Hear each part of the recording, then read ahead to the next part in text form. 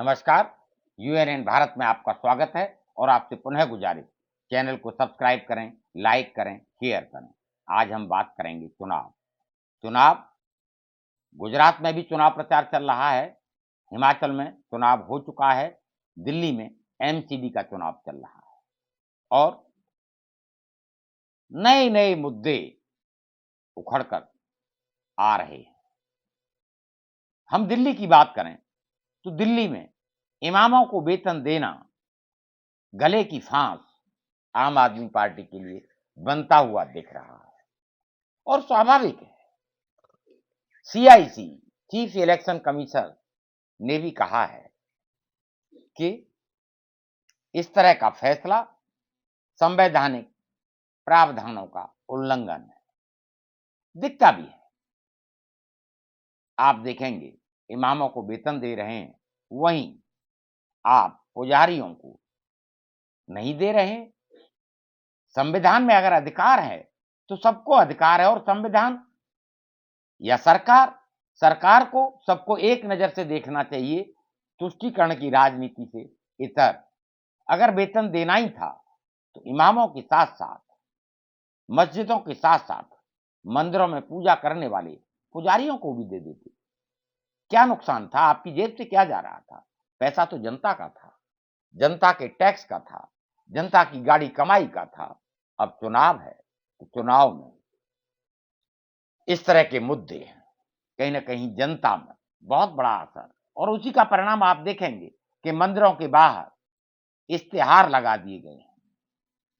आम आदमी पार्टी केजरीवाल या नेताओं का, आम आदमी पार्टी के नेताओं का मंदिर में आना निषेध है, क्योंकि एक लंबे समय से आप इमामों को वेतन दे रहे हैं और इमामों को वेतन जो दिया जाता है वो सरकारी पैसा, जो करदाता है, जो हम और आप टैक्स देते हैं, उस पैसे को इस तरह से बांटने से पहले बहुत सारी चीजों का कहीं ना कहीं आकलन करना जरूरी होता है। ये मुद्दा बड़ा तेजी के साथ वायरल हो रहा है एमसीडी के चुनाव में, जहां आम आदमी पार्टी घेर रही है बीजेपी को कूड़े के पहाड़ दिल्ली की गंदगी पर। इसमें कोई दो राय नहीं। दिल्ली में जब आप एंट्री करेंगे तो आपका स्वागत कूड़े के पहाड़ों से होगा, गंदगी का अंबार, चाहे वो नालियां हैं, चाहे वो नाले हैं, चारों तरफ गंदगी का अंबार लगा हुआ है।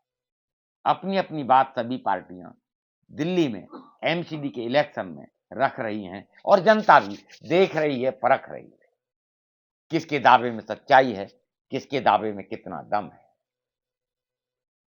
इसी कड़ी में अमातुल्ला खान की गिरफ्तारी, मनीष सिसोदिया पर भी आरोप प्रत्यारोप का दौर जारी है। कटघरे में खड़ा करने की कोशिश बीजेपी कर रही है आम आदमी पार्टी को, लेकिन जनता का विश्वास, जनता की अदालत क्या फैसला देगी उसका हम सबको इंतजार रहता है, चाहे वो दिल्ली हो और चाहे गुजरात हो। गुजरात को भी हम देखेंगे 2017 में 77 और 99, यानी कांग्रेस की परफॉर्मेंस बहुत अच्छी थी, लेकिन समय बदला है, परिस्थितियां बदली हैं। जहां सौराष्ट्र में 54 सीटें हैं, यहां कहीं ना कहीं पाटीदार समाज नाराज था 2017 में और उसका बेनिफिट कांग्रेस को मिला था।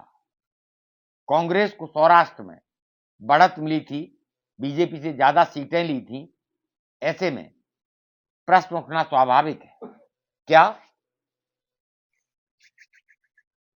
सौराष्ट्र में जनता दोबारा से कांग्रेस को उसी तरह आशीर्वाद देगी? प्रश्न बीजेपी के सामने भी बहुत सारे खड़े हो रहे हैं। भावनात्मक मुद्दे पर चुनाव को टर्न करने की कोशिश जिस तरह 2017 में माननीय मोदी जी ने की थी, यहां भी उन्होंने प्रयास किया है।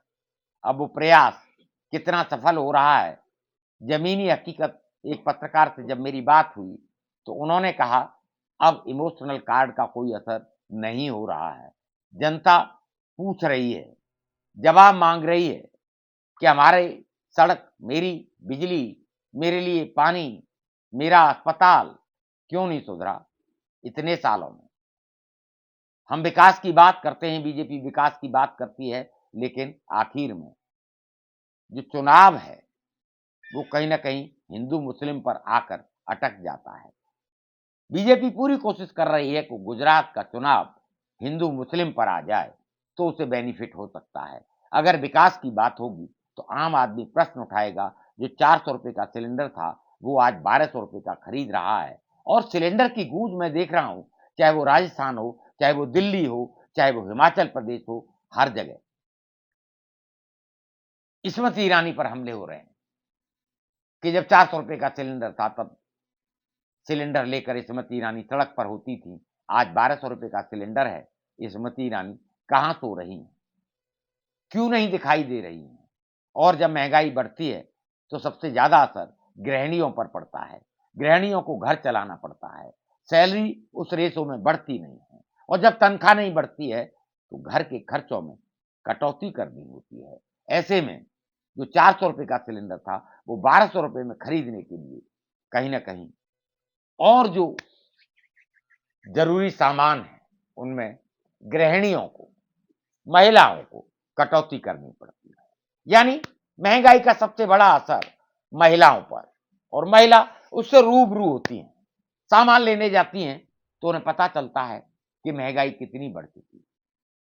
ऐसे में गुजरात चुनाव भी दिलचस्प मोड़ पर है। आम आदमी पार्टी पूरी शिद्दत के साथ चुनाव लड़ रही है। उसे उम्मीद है कि वो अच्छा करेगी या सत्ता में आएगी, जबकि जो आकलन आ रहे हैं, वो उपस्थिति तो बता रहे हैं आम आदमी पार्टी की, लेकिन ऐसी कोई लहर गुजरात के चुनाव में देखने को नहीं मिल रही है। जनता ज़रूर मजबूर कर रही है राजनेताओं को, पॉलिटिकल पार्टियों को कि बात उनके मुद्दे पर हो। और मुद्दे क्या? शिक्षा है, स्वास्थ्य है, रोजगार है, महँगाई है, यही तो मुद्दे हैं। जनता राहत चाहती है। कौन राहत देगा? बीजेपी तो अब आश्वासन भी नहीं दे सकती, क्योंकि 27 साल से सत्ता में है और 27 साल सत्ता में रहने के बाद भी आप कह रहे हैं कि कांग्रेस ने बर्बाद कर दिया गुजरात। अब क्या वायदा करेंगे? क्या बचा है? लेकिन नकारा नहीं जा सकता प्रधानमंत्री नरेंद्र मोदी की छवि को, नरेंद्र मोदी का करिश्माई जो जादू है, वो सब प्रदेशों में चलता है। अब गुजरात प्रधानमंत्री का गृह नगर है, वहीं से आते हैं, वहां मुख्यमंत्री रहे हैं। किस तरीके से मैनेज करेंगे? क्या जनता पुनः विश्वास करेगी, पुनः आशीर्वाद देगी? ये तो चुनाव परिणाम आने के बाद ही पता चलेगा, लेकिन कोई बहुत क्लियर वेव वहां देखने को नहीं मिल रही है। सभी पॉलिटिकल पार्टियां शिद्दत के साथ चुनाव प्रचार में लगी हुई है, चुनाव प्रचार कर रही है। वहीं सुप्रीम कोर्ट भी बीजेपी से नाराज चल रहा है। चीफ इलेक्शन कमीशन का मामला हो या अब कॉलेजियम सिस्टम में भेजे गए नामों को लंबित रखने का मामला हो। प्रधानमंत्री नरेंद्र मोदी अपने भाषण में कहते हैं लटकाते थे, भटकाते थे। अब तो सुप्रीम कोर्ट कह रहा है कि कॉलेजियम सिस्टम में जो नाम भेजे जाते हैं, केंद्र की सरकार उन्हें लटकाती है, अटकाती है और भटकाती है। अब जनता समझती है कौन लटका रहा है, कौन भटका रहा है, कौन अच्छे दिन ला रहा है, कौन किसानों की आमदनी दुगनी कर रहा है, कौन स्मार्ट सिटी बना रहा है, कौन क्या कर रहा है, कौन महंगाई को रोक पा रहा है, कौन अस्पताल सुधार रहा है, कौन शिक्षा का स्तर बढ़ा रहा है। यानी मुद्दों पर आना होगा, मुद्दों पर बात करनी होगी और अब डिलीवरी देनी होगी। जैसे जैसे समय गुजर रहा है, जनता में असंतोष बढ़ रहा है। एंटी इनकम्बेंसी फैक्टर पूरी शिद्दत के साथ गुजरात में भी, दिल्ली में भी काम कर रहा है। दिल्ली में भी एमसीडी में बीजेपी थी और गुजरात में भी सत्ता में बीजेपी थी, वहीं हिमाचल में भी सत्ता में बीजेपी थी। एंटी इनकम्बेंसी फैक्टर कितना मजबूती के साथ काम कर रहा है या कितनी मजबूती के साथ काम किया है, ये तो जिस दिन परिणाम आएँगे उसी दिन पता चलेगा, लेकिन राह आसान नहीं। और आपके से बार-बार गुज़ारिश होती है आप कमेंट्स करें। आपके कमेंट्स हमारा मार्गदर्शन करते हैं और ज़मीनी हकीकत से रूबरू कराते हैं और पुनः गुज़ारिश करूँगा चैनल को सब्सक्राइब करें, लाइक करें, शेयर करें। नमस्कार।